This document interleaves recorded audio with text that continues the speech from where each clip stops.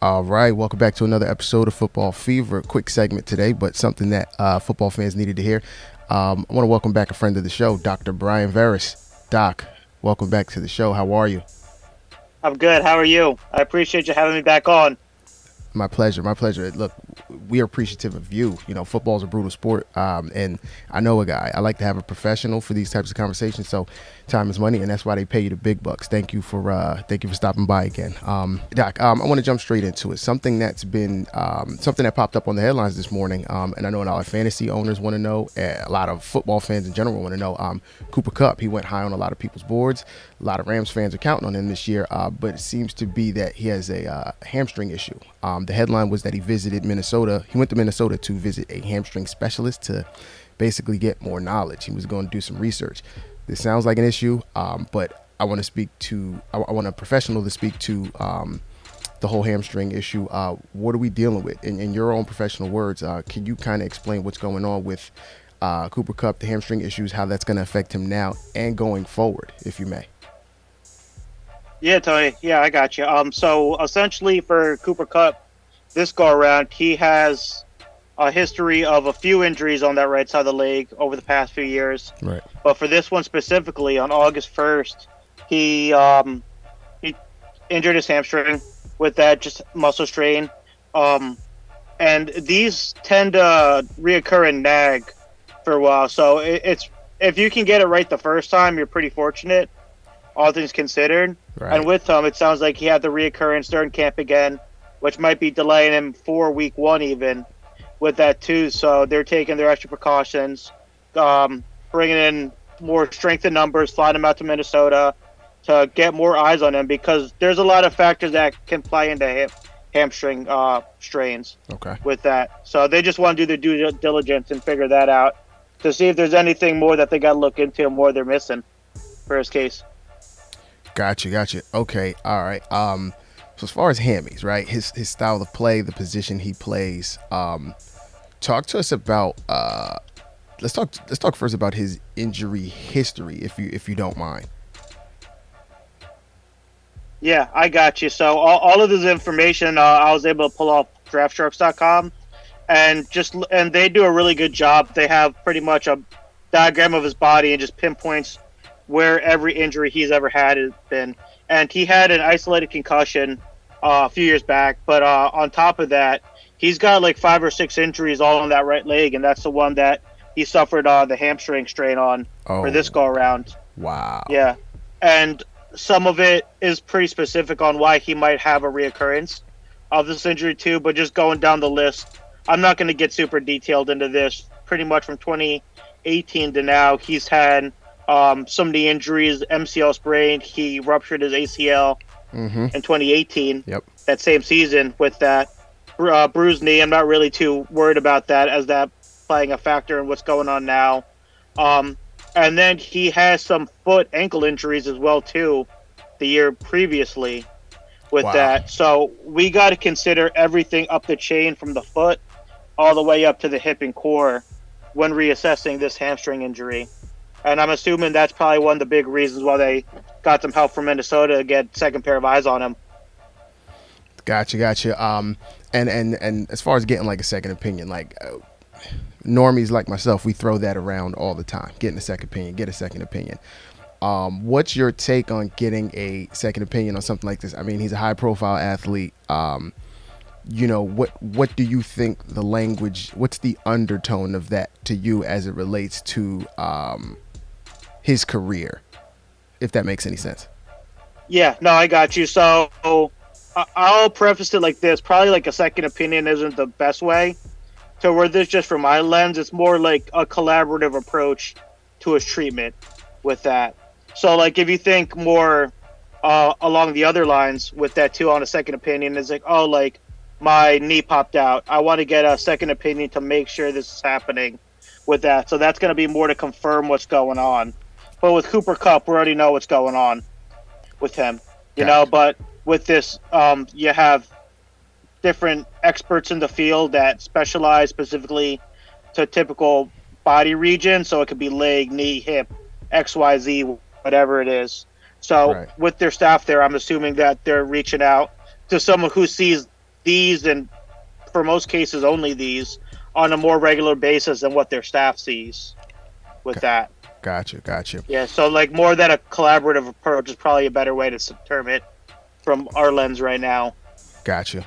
Okay. And again, from a doctor's lens, like how likely is this to affect him during the season? You can't guarantee that it's not with these things, and especially just knowing hamstring injuries, they tend to reoccur if you don't manage them properly or return them too soon with it too later on in their career with that. So there's a few factors that we'll highlight that play against Cooper Kupp's favor for some of these things, and we'll kind of take it from there. Gotcha. You mentioned one thing. Hamstrings can go, the recovery process can go well if you get it right. Does age play a factor as well in the recovery process with the hamstring?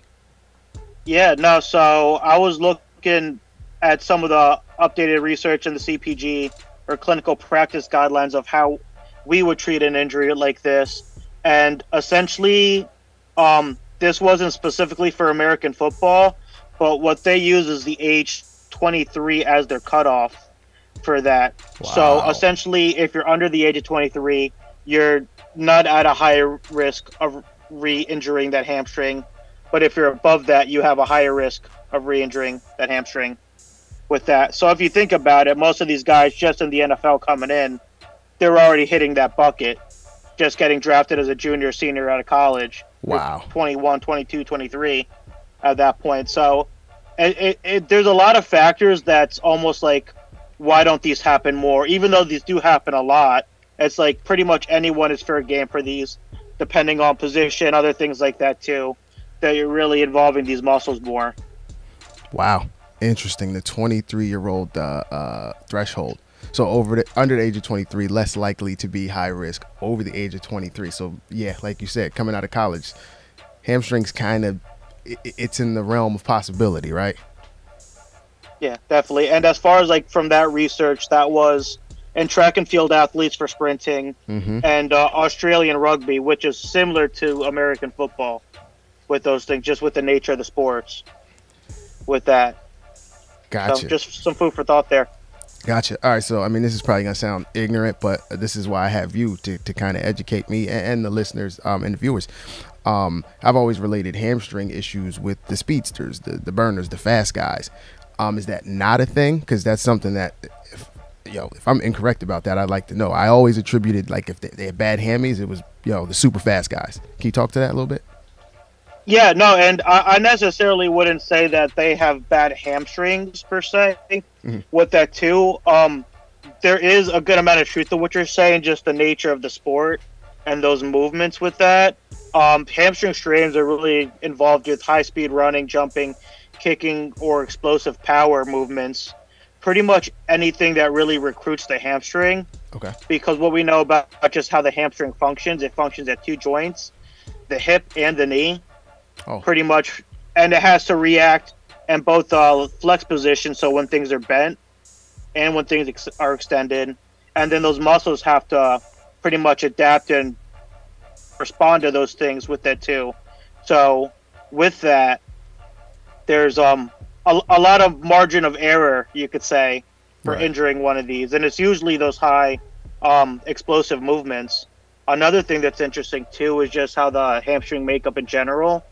For humans, this isn't going to be every single person, but just with the makeup, it's mostly those fast twitch fibers that like you hear all the time. Right. Those are the things that make you fast, just that muscle buildup, or that muscle fibers with that. And the hamstring has more of these than other places in the body compared to like the core and like some other things like that too.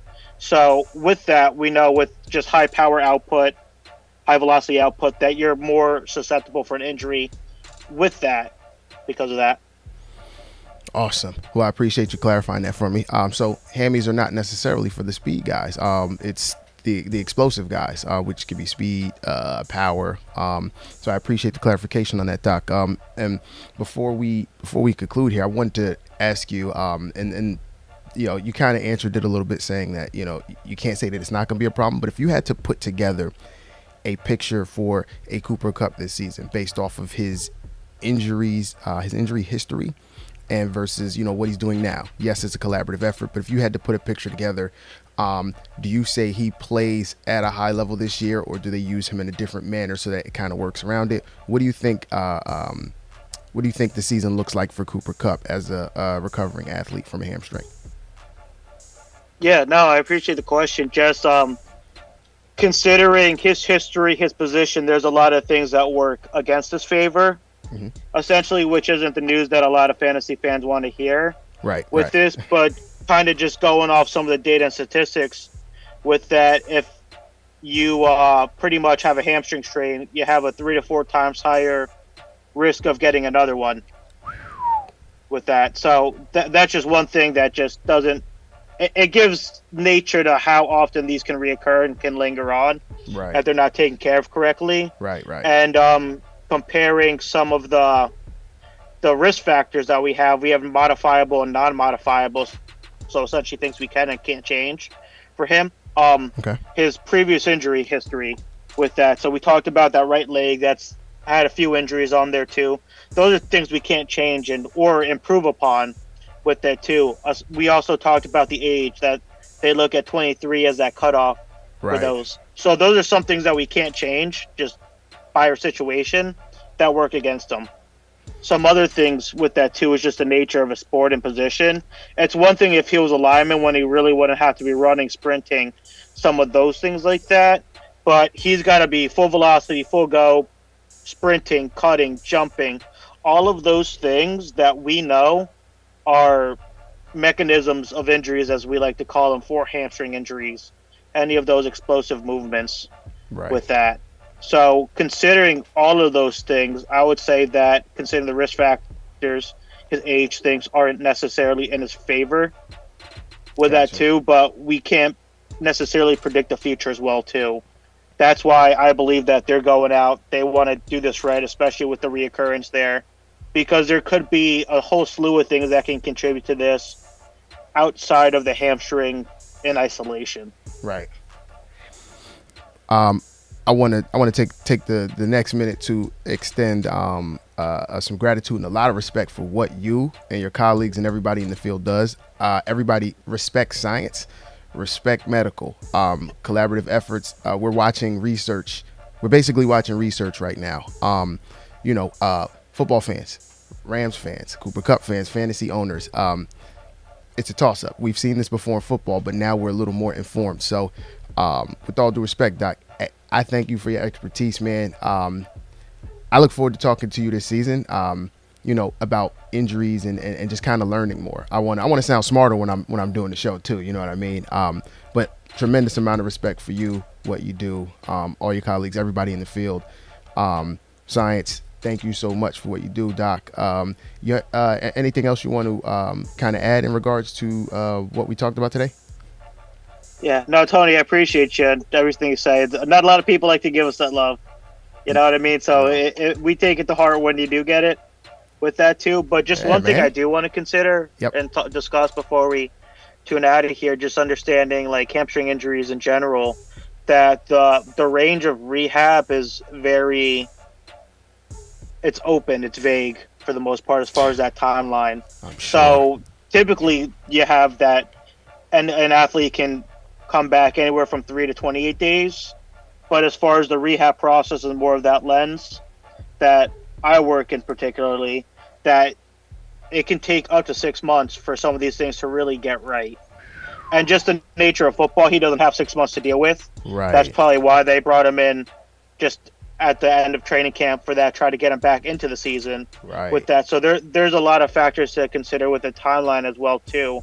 Even though he's out there, that hamstring might not be 100% right for what he has to do with that too. And that's just going to be continual rehab, and even continual rehab for going on the next 2 years with that too. Wow. Doc, it's a lot to process, but something we can't, things we can't defy. Age can't change the nature of the game. I mean, they can make it safer, but these things are kind of internal. So, man, you're a wealth of knowledge. You know we love you here. We had great discussions about some injuries a few months back. Michael Thomas, Brock Purdy, the Odell thing.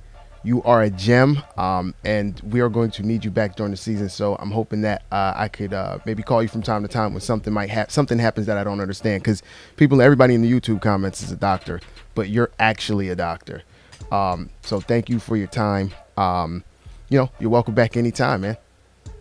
No, 100%, Tony. We got to get the people what they need, especially for fantasy season. Absolutely. So we'll keep on working at it. Absolutely. Look, fantasy owners, anybody who loves Cooper Kupp, you heard it here. Look, best case scenario, 3 to 28, but 3 to 28 days. But right now, it's 50-50. And most importantly, we want Cooper Kupp to be healthy. Man, we wish him health. All that fantasy stuff's out the window. We want him to be healthy so we can actually enjoy his play. So, Doc, you've been a team player, man. Talk to you soon. Always drop a line. Absolutely. I'm your host, Tony G. Welcome to Football Fever.